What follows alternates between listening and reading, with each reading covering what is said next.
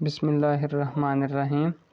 Solve by factorization. Factorisation मतलब तजज़ी करें। क्या करें? तजज़ी करें।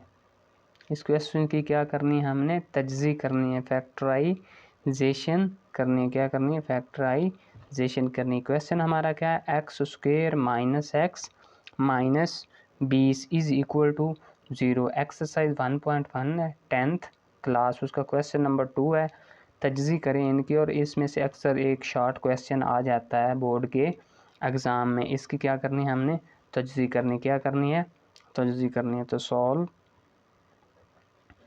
रकम को लिखेंगे, X square minus X minus 20 is equal to 0।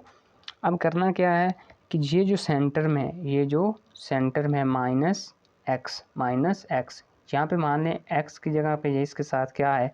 एक लिखा हुआ है, लेकिन एक मान लें कि लिखा हुआ है, लेकिन वो उसको हम कंसीडर नहीं करते। हमने इस तरह करना है कि हमारे पास -1 भी बने, माइनस जमा मनफी अगर कोई दो रुकन करें तो -1 बने, और अगर उन दोनों को ज़रब करें तो हमारे पास आंसर कितना है? -20। देखें, -5 जमा 4, आंसर कितना आ रहा है? -1। जवाब क्या आ रहा है? -1। और अगर -5 ज़रब 4 इज़ इक्वल टू -20, दोनों कंडीशनें सेटिस्फाइड होगी। पहली कंडीशन क्या है कि अगर जमा मनफी करें ना, इसके सेंटर वाले के दो जोड़े ऐसे बनाएं कि उसको अगर जमा माइनस करें तो वो कितना बने? -1। और अगर उन दोनों को जो जोड़े बनाने हैं, देखिए दो जोड़े हमने बनाए हैं, -1 जमा 4, इन दोनों को अगर जोड़े बनाए तो आंसर कितना है? -20। तो हम इसको इस तरह लिख सकते हैं, एक्स स्क्वेयर -5x जमा 4x -20 इज इक्वल टू 0। कोई दिक्कत? देख लीजिए, -x है, -5x जमा 4x, आंसर कितना आया? -x। और इन दोनों को ज़रब करें, -4 ज़रब 5 जमा मनफी पंजू चौका v। हमने इसके दो जोड़े इस तरह के सेट किए कि अगर उनको जमा माइनस करें तो -x आ रहा है, और अगर उन दोनों को आपस में ज़रब करें तो कितना आ रहा है? -20। ये एक स्टेप इसमें मेन फैक्टराइजेशन में समझना होता है, बाकी आगे ईजी है। पहले आप इन दोनों में से सेम कॉमन कौन आ रहा है? इन दोनों में से x क्या आ रहा है? x।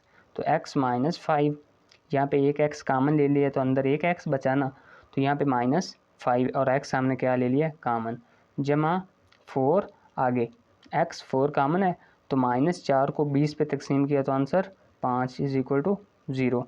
अब इन दोनों में सेम क्या है? x -5 और x -5, इसको लिख लेते हैं, x -5 इंटू आगे बाकी ये रकम बच गई और ये बच गई, इनको एक ब्रैकेट में लिख लें, x + 4 इज इक्वल टू 0। अब या ये 0 के बराबर या ये दोनों को 0 के बराबर, ये दोनों अलग अलग आपस में मल्टीप्लाई हो रहे हैं, तो इन दोनों को अलग अलग 0 के बराबर रख लेंगे। x -5 इज इक्वल टू 0 और x + 4 इज इक्वल टू 0। तो x इज इक्वल टू 5 आ गया और x इज इक्वल टू क्या आ गया? -4। हल सेट क्या आ गया? 5 व -4। यही बस करना होता है। ये देख लें, जितना सा ये क्वेश्चन है इसके 2 मार्क्स एग्ज़ाम में होते हैं। आगे सेम इसी तरह के एक और क्वेश्चन है, क्या देखें, जुज़ नंबर ये वो है 2, जुज़ नंबर है वो 2। क्या है? 3y² is equal to y into y -5। 3y² is equal to y into -5। देखें 3y² वैसे ही आ गया, आगे इस y को अंदर मल्टीप्लाई कर दें तो क्या आ गया? y² -5y। हल किया इसको, 3y² वैसे का वैसे, इस y को अंदर क्या कर दिया?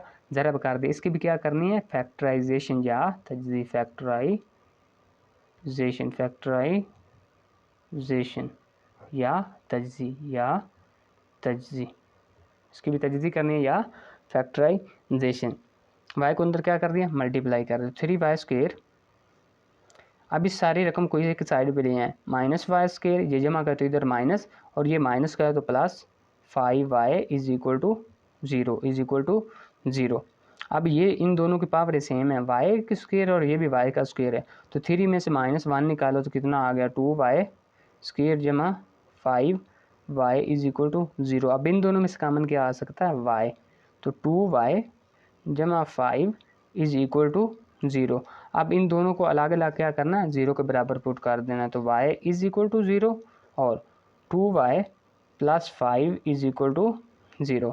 तो y is equal to 0, y is equal to 0 और यहाँ से क्या आ गया 2y इज इक्वल टू -5 और y इज इक्वल टू आ गया -5/2। -5 और पास हेल सेट क्या आएगा y के 0 व -5/2। यही क्या है आंसर है, यही क्या है आंसर है। अगर आपने तजज़ी करनी हो तो सेम क्या करते हैं, इस तरह करते हैं, क्या करते हैं इस तरह फैक्टराइजेशन करते हैं। इससे कोई फ़र्क नहीं पड़ता कि ये रकम x में है, y में है, z में है, इससे कोई फ़र्क नहीं पड़ता। तो देख लीजिए इसका क्या है आंसर है। तजज़ी करने का यही तरीका है कि इस ये जो रकम होती है ना, इसके दो जोड़े इस तरह बनाएं कि उनको ज़रब दें तो -20 आए और अगर उनको जमा माइनस बने करें तो -1। और कोई इस तरह का केस हो तो उन दोनों में से कॉमन लेके बाकी 0 के बराबर पुट करें और जो आंसर आया है उसको क्या कर लें, कंसीडर कर लें।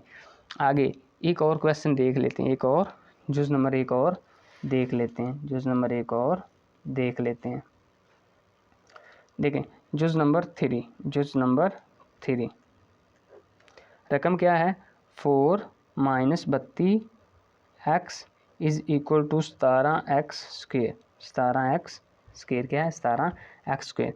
ये देखें इस तरफ x स्क्वेयर है तो इस रकम को सारी को इस साइड पे ले जाएं। सोल्यूशन क्या आएगा 17x स्क्वेयर, ये माइनस का तो इस साइड पे जाकर क्या हो जाएगा जमा का प्लस 32x और ये जमा का तो इधर माइनस इज इक्वल टू 0। इन दोनों को इस साइड पे लेंगे और इन दोनों की क्या कर दी अलामतें, ये जमा का ये माइनस का है तो जमा बन गया और ये जमा का है तो माइनस इज इक्वल टू 0। अब क्या करना है 17 को पहले 4 से ज़रब दे जो उसका आंसर है। 17 को किससे ज़रब देनी, 17 को -4 से। 7 को 4 से दी तो 28, 2 असल 4 एकम 4 और 2 -8। अब क्या करना है सेंटर वाले के दो ऐसे जोड़े बनाने हैं कि उनको जमा माइनस करें तो 32 बने और ज़रब दें तो कितना आए -8। 17x स्क्वेयर तो 34 को 2 से अगर ज़रब दें 34 ज़रब 2, 4 दूनी 8, 3 दूनी 6। देखें जमा 32x माइनस 32 नहीं यहाँ पे 34 लिखेंगे, कितना लिखेंगे 34 -2x -4 इज इक्वल टू 0। देख लें ये 17 को यहाँ से ज़रब दिया कितना बन गया -8, 34 को 2 से ज़रब दिया तो कितना आ गया -8 और इनको जमा माइनस करें ये जमा 34 -2 तो आंसर कितना बन गया प्लस के 32। तो यहाँ से क्या कॉमन आ सकता है इन दोनों में से 17x। तो यहाँ क्या बच गया x और यहाँ पे x तो हमने कॉमन ले लिया। 17 को 34 पे डिवाइड किया तो आंसर कितना आ गया 2। आंसर कितना आ गया 2। यहाँ से क्या कॉमन ले सकते हैं -2 और ये मनफी मनफी जमा 2। इन दोनों में अब कॉमन क्या आ रहा है x+2 और x+2। तो इसको लिख लेते हैं, इसको लिख लेते हैं x+2 ये कॉमन आ गया और आगे क्या बचा 17x -2 इज इक्वल टू 0 अब इसको अलग 0 के बराबर पुट कर दें और इसको अलग तो x+2 इज इक्वल टू 0 और आगे 17x -2 इज इक्वल टू 0। यहाँ से क्या आ गया x इज इक्वल टू -2 और यहाँ से क्या आ गया 17x इज इक्वल टू 2 और x क्या आ गया 2/17 तो हेल सेट क्या आ गया, हेल सेट आ गया -2 2/17। ये क्या आ गया इसका हल सेट आ गया, क्या आ गया हल सेट है। ये 3 क्वेश्चन हमने किसके किए हैं फैक्टराइजेशन। बाकी जितने भी क्वेश्चन हैं एक इससे पहले भी हमने जो लास्ट टाइम एग्ज़ाम में आया था वो भी हमने किया था x² -11x is equal to 152। उसको भी आप चाहें तो देख सकते हैं, वो ऑलरेडी मैंने उसको सॉल्व करके अपलोड किया हुआ है।